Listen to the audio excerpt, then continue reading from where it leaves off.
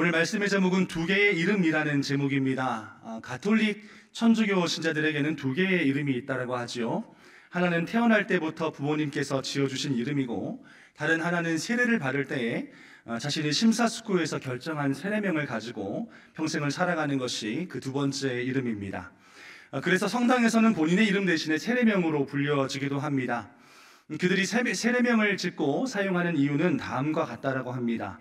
기독교 역사 속에서 존재했었던 위대한 성인들을 선택해서 일생 동안 그들의 신앙과 믿음을 존경하고 그들의 선행과 덕행을 본받기 위해서 본받을 만한 성인들의 이름을 본따 일생의 세례명으로 삼곤 하는 겁니다. 그런데 이름이라는 것은 매우 신중하게 지어야 하는 것 같습니다. 왜냐하면 속칭 이름에는 이름값이라는 게 따르기 때문입니다. 예를 들어서 이전에 교회 학교 아이들 중에서 한 아이 이름이 김사랑이었습니다. 그러면 이제 문제가 생기죠. 이름대로 이렇게 사랑을 많이 하면서 살아가면 모르겠지만 꼭 어디 가든지 투닥투닥 싸우고 싸움박질하고 다투고 그러고 다니면요, 둘이 똑같이 잘못을 해도 누가 더 욕을 먹어요? 그렇죠. 사랑이가 욕을 더 먹는 거예요. 이게 옛날에 학교 다닐 때도 이런 이야기 많이 들어보셨잖아요. 야, 너는 이름도 사랑이면서 왜 그렇게 치고받고 싸우고 다니냐. 똑같이 싸워도 이름 때문에 한 소리 더 듣게 되는 겁니다. 이처럼 이름이라는 것은 참으로 중요한 것이고 그 책임이 따르는 겁니다. 아무리 좋은 이름, 아무리 예쁜 이름을 가지고 있어도요, 그 이름에 걸맞는 행실이 따르지 아니하면 그 잘 지은 예쁜 이름도 자기의 영광이나 자랑할 만한 것이 되는 것이 아니라 오히려 이름 때문에 부끄러움을 당하고 수치를 당할 수 있다라는 것입니다. 그런데 천주교 신자들뿐만 아니라 오늘 우리에게도 그동안 두 개의 이름이 있었다라는 것을 혹시 알고 계셨습니까? 모르시는 표정이군요. 네, 두 개의 이름이 있었습니다. 하나는 부모님께서 지어주신 이름이요, 다른 하나는 예수님께서 우리 가운데 붙여주신 그리스도인이라는 두 번째 이름이 있다는 겁니다. 처음 듣는 얘기처럼 듣고 계시네요. 네. 두 개의 이름이 있습니다. 자, 개신교에서는 왜 세례명을 따로 주지 않느냐? 왜냐하면 성경 사도행전 4장 12절 말씀을 보면 이런 말씀이 기록되어 있어요. 그 세번역 성경으로 읽어드리겠습니다. 이 예수밖에는 다른 아무에게도 구원은 없습니다. 사람들에게 주신 이름 가운데 우리가 의지하여 구원을 얻어야 할 이름은 하늘 아래에 이 이름밖에 다른 이름이 없습니다 라고 말씀하고 계시기 때문이죠. 우리가 신앙해야 하는 신앙의 대상뿐만 아니라 우리가 구원을 얻기 위해서 의지해야 할 대상으로조차도 하나님께서는 다른 어떠한 이름도 우리에게 허락하지 않으셨다라는 것입니다. 그래서 우리에게는요, 다른 누군가의 이름이 붙여져 있는 것이 아니라 바로 예수의 이름, 바로 예수님의 사람, 그리스도인이라는 이름이 우리 각자에게는 다 붙어져 있는 것입니다. 아무리 성인이라고 평가받는 그 좋은 삶을 살았던 사람들도요, 결국 하나님 앞에서는 죄인에 불과한 것이기 때문에 구원을 얻기 위한 모범이 될 수는 없습니다. 우리에게는 유일한 예수의 이름, 그리스도인이라는 이름이 붙여져 있다는 사실을 우리는 어디를 가든지 항상 기억하며 살아가야 할 것입니다. 그리스도인이 그리스도인답게 살아가지 못할 때 그 이름으로 인하여 하나님의 영광에 먹칠을 하게 됩니다. 믿지 않은 사람들은 하나님을 어떻게 알 수 있을까요? 신앙도 없는, 믿음이 없는 사람들이 갑자기 막 성경 읽고 싶어가지고 서점에 가서 성경책을 사다가 막 읽으면서 하나님을 알까요? 아니면 막 갑자기 설교가 듣고 싶어가지고 설교를 찾아다가 들어보고 하나님을 알까요? 결국 하나님에 대해서 알지 못하는 믿음이 없는 사람들은요, 하나님을 믿는 그 사람들의 모습을 보면서 하나님이 어떠한 분인지 배우게 된다는 것입니다. 고대 초대교회 당시에도 처음에는 매 예배 때마다 세례를 줬어요. 설교를 끝나는 그 즉시 세례받기 원하면 세례를 주었다라고 합니다. 그러나 어떤 경우에는 단순한 호기심으로 예수를 믿고 그 예수를 믿는 것까지는 좋았으나 너무나도 쉽게 예수를 배반하고 더 나아가 예수님의 얼굴에, 교회의 얼굴에 먹칠을 하는 사람들이 많이 생겨났기 때문에 나중에는 교회 감독들이 이 세례라는 걸 함부로 주면 안 되겠구나 생각하게 됩니다. 그래서 이후에는 세례를 위한 복잡한 검증과 교육의 과정이 생겨나게 되었습니다. 주후 2세기에 기록되었던 히폴리투스의 사도전승이라는 책을 살펴보면 고대 교회에서는 세례를 받기 위해서 최소한 2년에서 3년간의 교회의 관찰과 그 검증, 그 감시를 통과한 이후에야 세례에 지원할 수 있는 세례 지원자 자격을 주었다라고 합니다. 세례를 그냥 준 것이 아니라 세례에 지원할 자격이 2년에서 3년이 흘러야 비로소 주어졌다라는 것이죠. 세례의 과정이 오늘날 비록 관소화되었다라고 해서 그 의미까지 축소된 것은 아닙니다. 초대교회에서도 세례 교육 과정을 통과할 수 있는 사람은 극소수에 불과했고, 심지어 세례를 받기 위해서는 자기의 직업까지도 바꿔야 하는 일들도 있었습니다. 누구에게나 세례를 많이 주면 좋을 것 같은데 왜 이러한 까다로운 과정이 생겼다라고요? 그것은 그리스도인이 이름만 받고 함부로 살면 안 된다라는 거예요. 사람이 존재하는 목적은 하나님을 영화롭게 하기 위해서 살아가는 것인데, 그리스도인이 그리스도인답지 못하게 하나님의 영광과 저 멀리 떨어져서 살아간다는 것은 사람의 존재의 목적과는 멀리 떨어지게 되는 것입니다. 그렇다면 우리가 그리스도인이라는 그 이름에 걸맞는 삶을 살아가려면 어떠한 삶을 살아야 하겠습니까? 오늘 말씀에서 예수님께서는 34절에 이렇게 말씀하십니다. 누구든지 나를 따라오려거든 자기를 부인하고 십자가를 지고 나를 따를 것이니라. 그렇습니다. 그리스도인이라면 누구든지 자기의 십자가를 짊어지는 삶을 살아야 한다는 겁니다. 그리스도인 된 성도 여러분, 한번 생각해 보시기 바랍니다. 여러분들의 삶 가운데에는 어떠한 십자가가 짊어져 있습니까? 어떤 십자가를 오늘 짊어지고 계십니까? 분주하고 복잡한 세상의 일들로 오늘 우리가 져야 할 십자가를 잊어버리게 되었다면 우리는 오늘 다시 그 주님의 십자가를 기억하고 회복하게 되시기를 주님의 이름으로 축원합니다. 우리가 그리스도인 됨으로써 짊어져야 할 그 십자가는 첫 번째로 사명의 십자가라고 말씀드릴 수 있습니다. 그리스도인이라면요, 사명의 십자가를 짊어져야 합니다.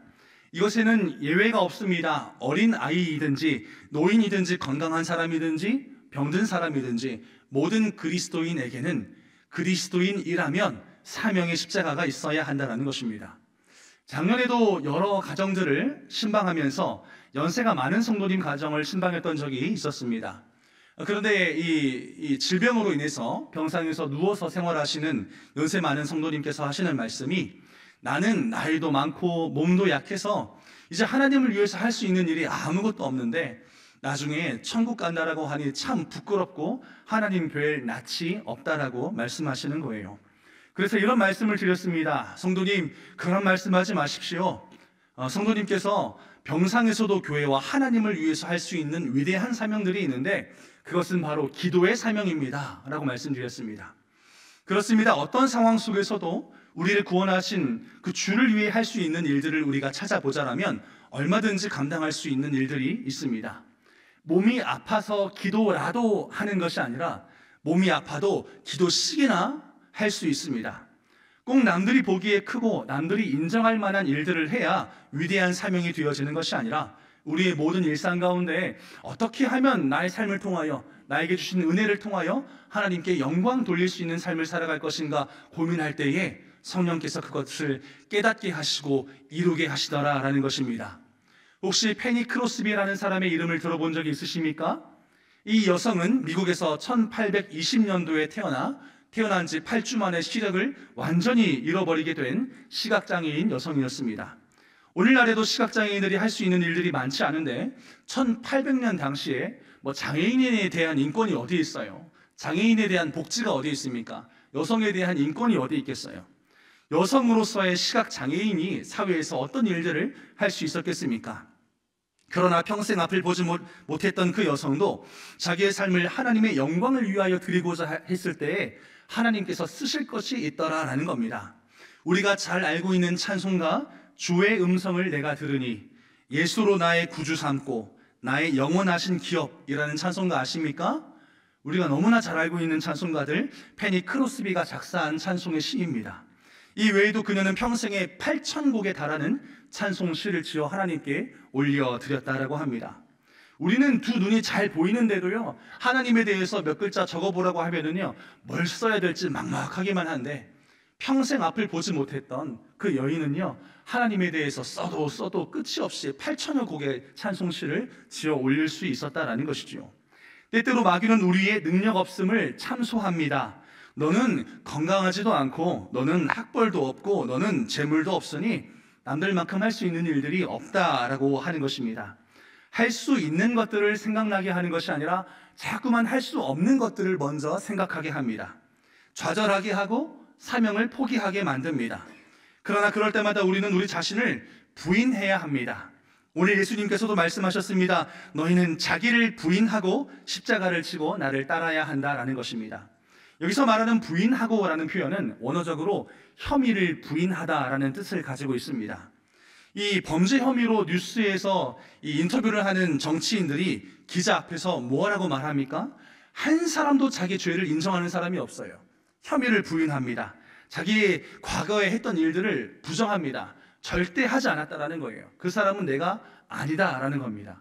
그런데 오늘 예수님께서 자기를 부인하고 십자가를 지고 따라야 한다라고 할 때 부인하고라는 단어가 바로 그 뜻이라는 겁니다.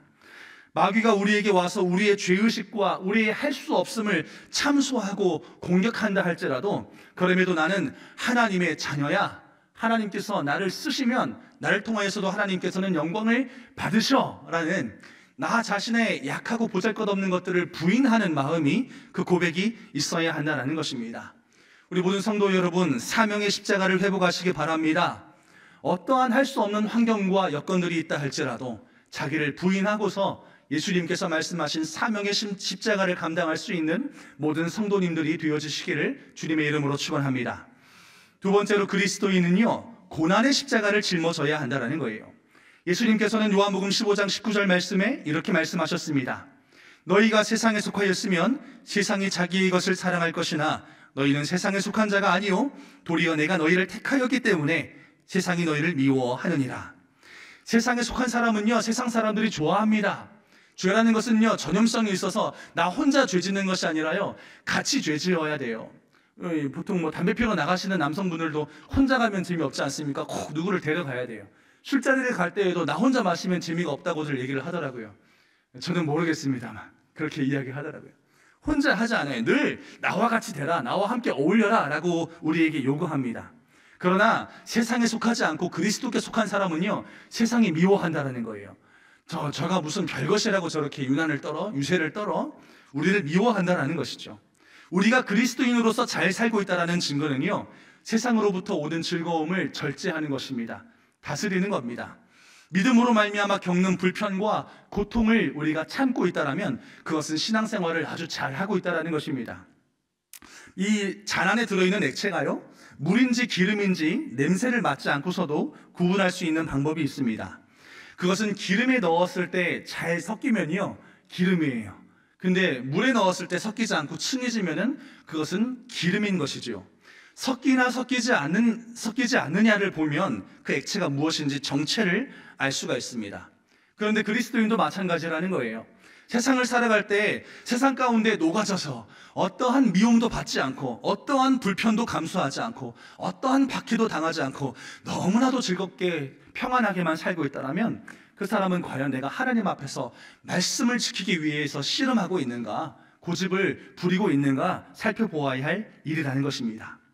마지막으로 우리가 함께 짊어져야 할 십자가는 우리가 사명이나 고난이기만 한 것이 아니라 하늘 영광 구원의 십자가라는 것을 마지막으로 기억해야 하는 줄로 믿습니다.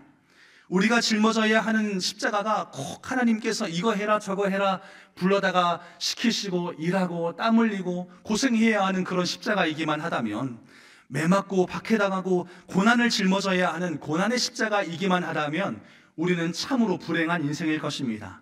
그러나 우리가 기꺼이 사명의 십자가를 짊어질 수 있고 고난의 십자가를 짊어지고서도 찬송을 부를 수 있는 것은 우리가 짊어질 십자가가 결국은 자기의 구원의 십자가이기 때문입니다.